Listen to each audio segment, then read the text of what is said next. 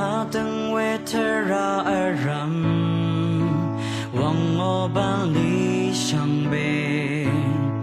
khang phê y e khô bề gà rê không nợ thọ mà dập lam mong khá sầm mi quên đi e sơ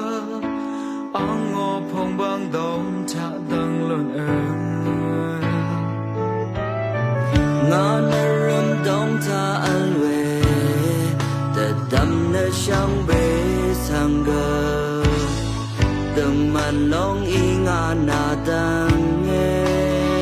thì mình đang thân thì ni ang sông nơ sang yang lu nói đã làm ang chỉ du ang ngô gơ sa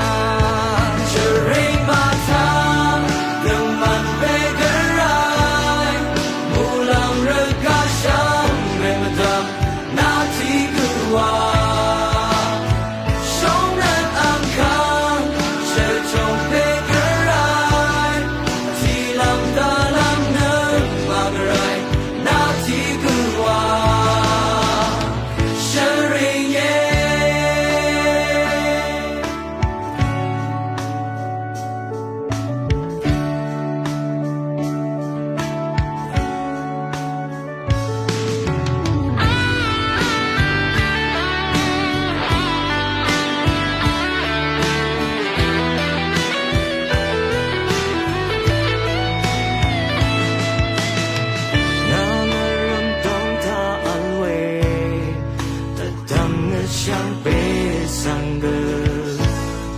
từng màn lâu nghi ngã na đau nghe thì ni mà thầm than thì ni ang song nè sang yang lu nói ta làm ang chỉ du ang ngô gơ sa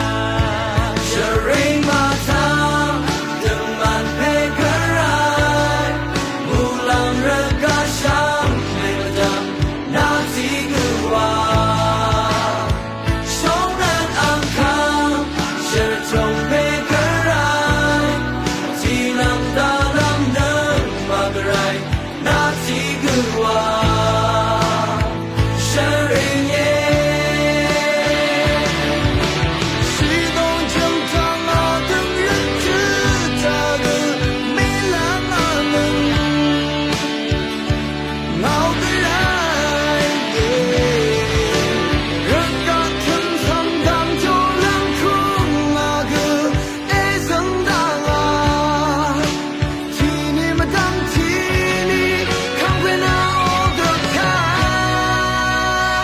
sharing ma thang từng màn phê gỡ rai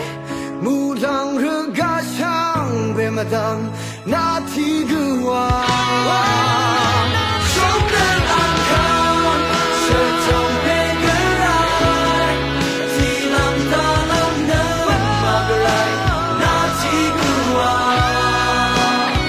sharing ma thang từng màn phê gỡ rai